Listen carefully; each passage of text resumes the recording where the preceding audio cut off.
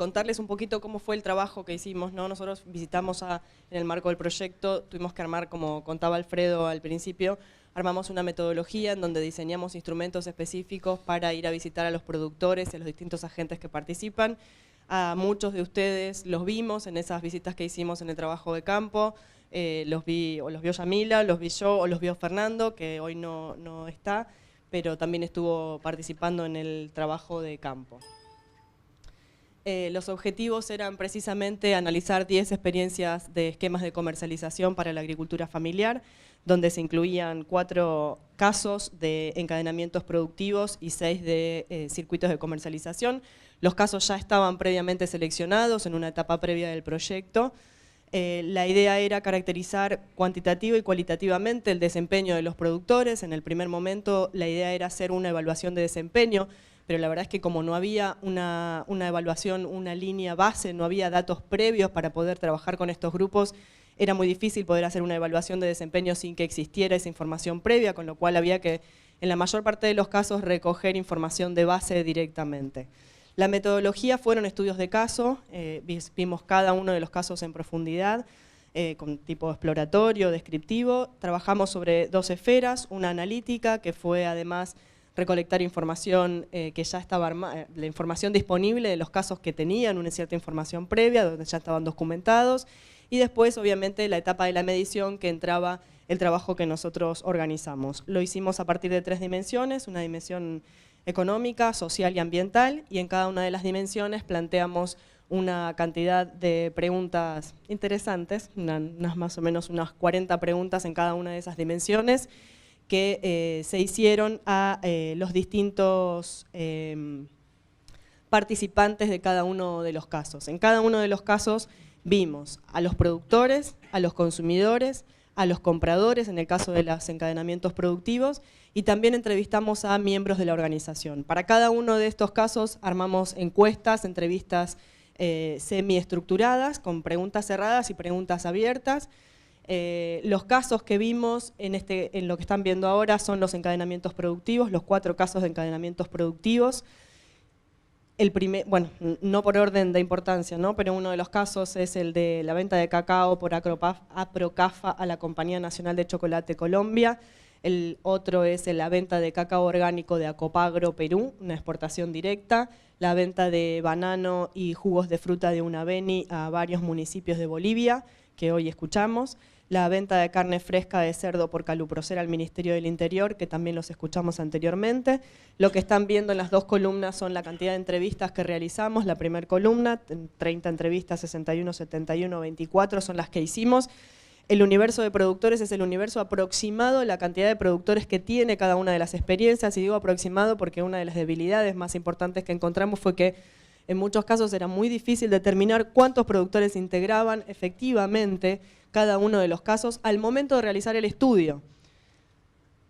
En el caso de los circuitos cortos eran 6 casos, las ferias de Prohuerta, Argentina, ferias de venta directa, mercados campesinos de Bogotá, Colombia, también ferias de venta directa, la canasta Redes Raíces da Mata de Brasil, que era una venta de canasta de productos preseleccionada, que esa experiencia dejó de funcionar, pasó a ser una feria también en el último año.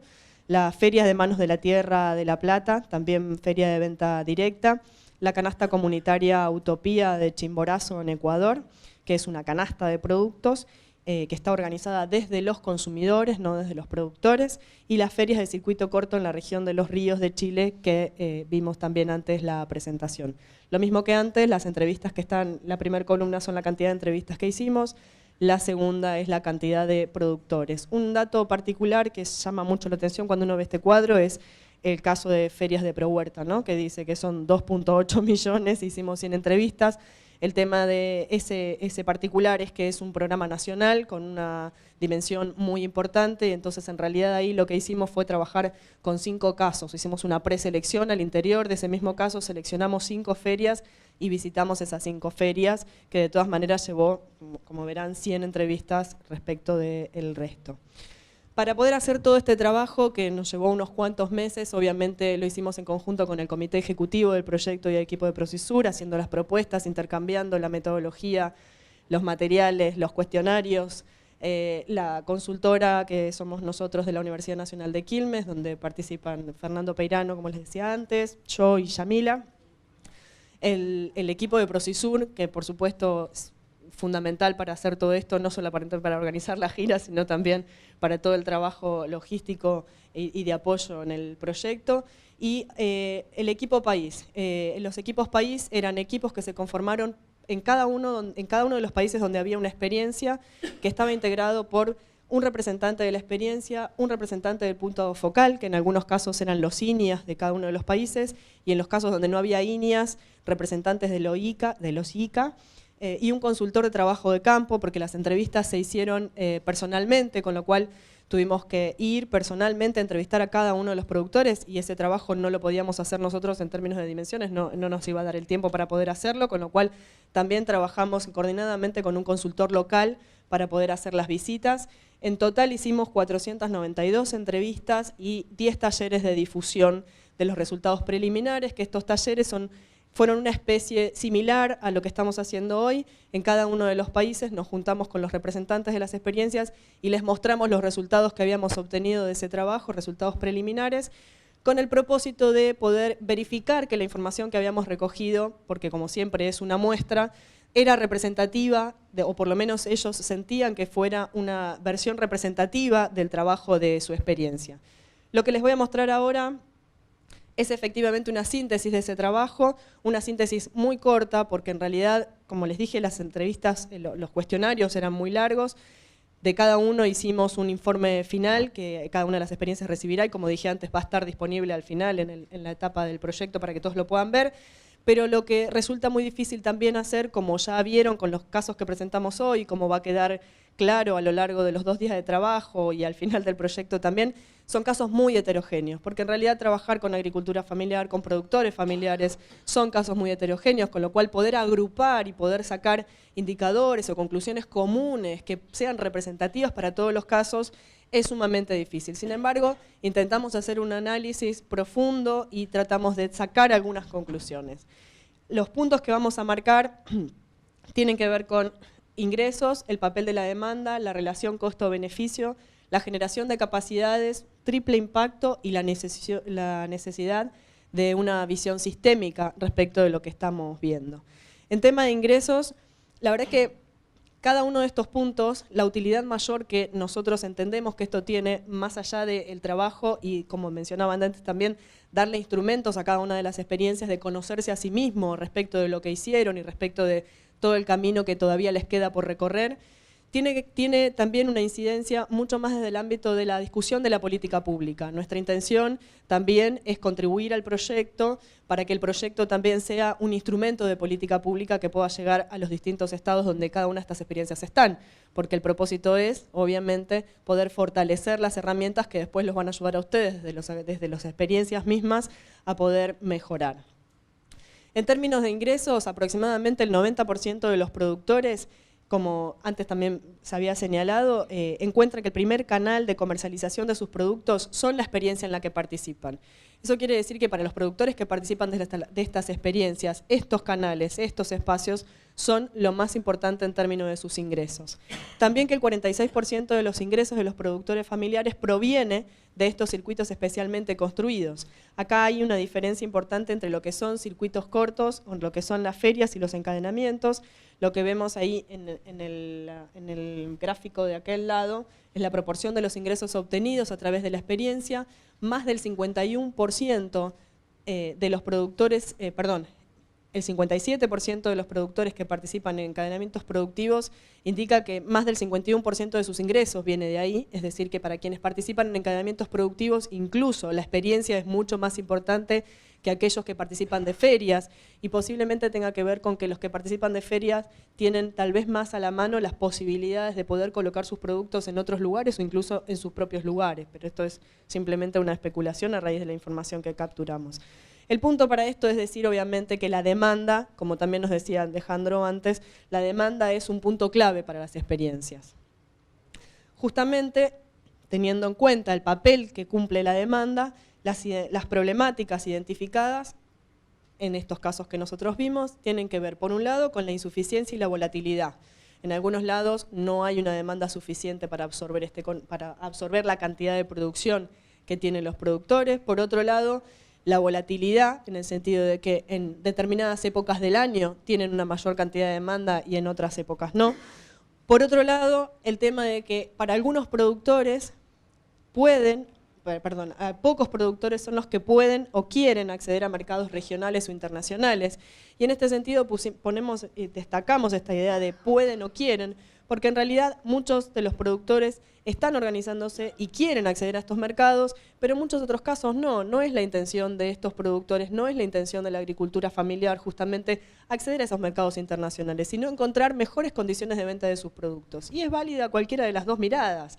Lo que pasa es que hay que saber cuál es y poder trabajar sobre la mirada que sea la seleccionada por el grupo. Y a partir de esto nos surge obviamente una pregunta más que importante, ¿no? La demanda, ¿surge o se construye? ¿La demanda es algo que tenemos que esperar que venga o es algo que desde la misma agrupación tenemos que salir a buscar y tenemos que trabajar? ¿Cuál es el papel del Estado y de las políticas públicas en esta construcción? Por supuesto que desde nosotros entendemos que el papel del Estado es muy importante en la construcción de esta demanda. Desde los casos que nosotros vimos y en cuanto a los instrumentos que estuvimos manejando que apoyan a estas experiencias, lo que encontramos en realidad es que hay ciertos mecanismos que son más eficaces para facilitar el acceso a los mercados, el acceso a la demanda, que tiene que ver por un lado con el tema de las compras públicas y por otro lado con las alianzas productivas. No así con el tema de los subsidios que no tienen ningún compromiso asociado a ese nivel de subsidio, porque dentro de las 10 experiencias que nosotros analizamos, por ejemplo, 2 de los casos que se basaban fundamentalmente en la recepción de subsidios para su organización, no diría sin ningún compromiso, pero con compromisos bajos, lo que ocurrió es que cuando desaparecieron los subsidios, desaparecieron también los agrupamientos o los casos que agrupaban a estos productores para funcionar. Con lo cual también es un instrumento para pensarlo. En tema de relación costo-beneficio, lo que pudimos observar es que la comercialización a través de los circuitos cortos y los encadenamientos productivos tiene menores costos para los productores familiares.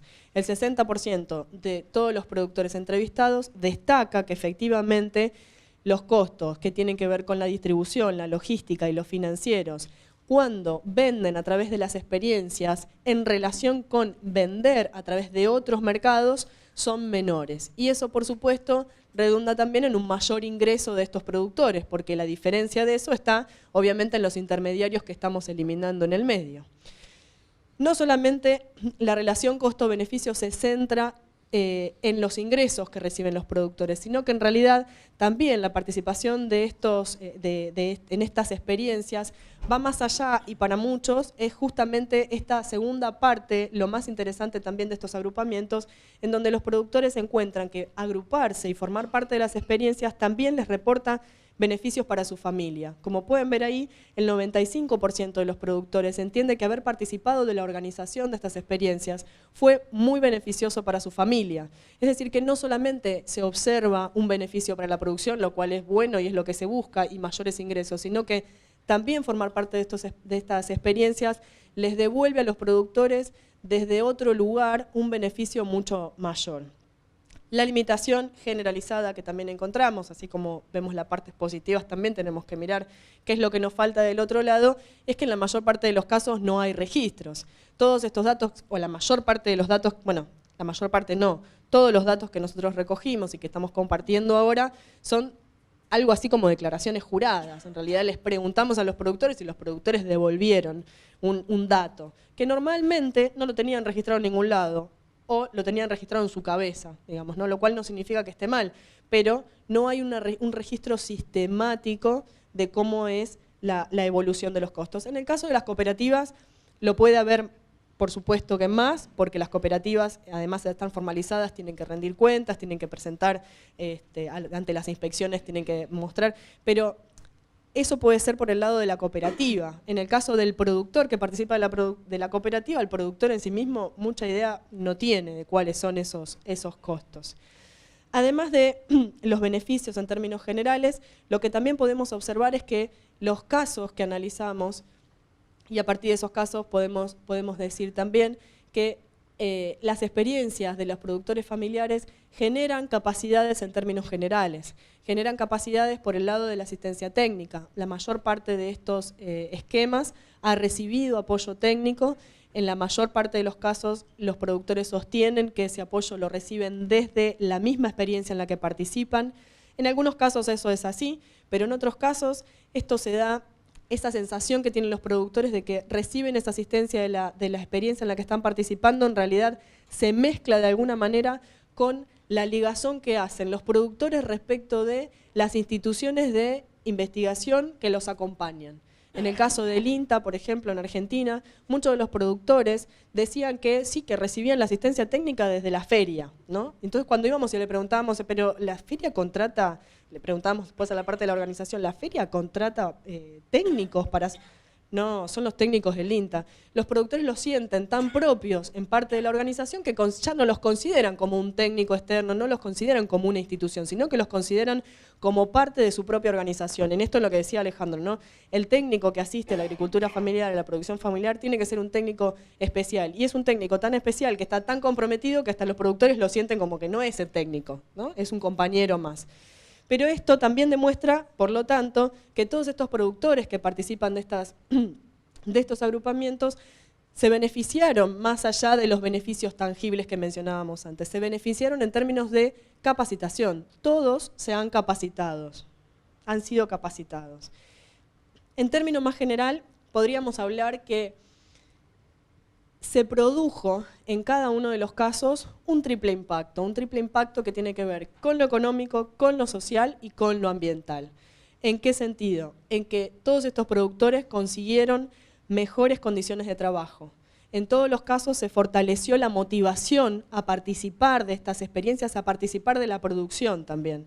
Se abrieron oportunidades de empleo para las familias, lo cual no es menor, porque también en muchos casos siempre se tiende, bueno, siempre no, en general hay una tendencia cada vez mayor, esto no lo estamos pudiendo corregir, ¿no? De ir del campo a la ciudad en busca de oportunidades, en busca de trabajo, pero en algunos casos el hecho de fortalecer a las experiencias también ha ayudado que parte de la familia se quede trabajando en la experiencia y que les devuelva la motivación para meterse de vuelta a trabajar en el campo.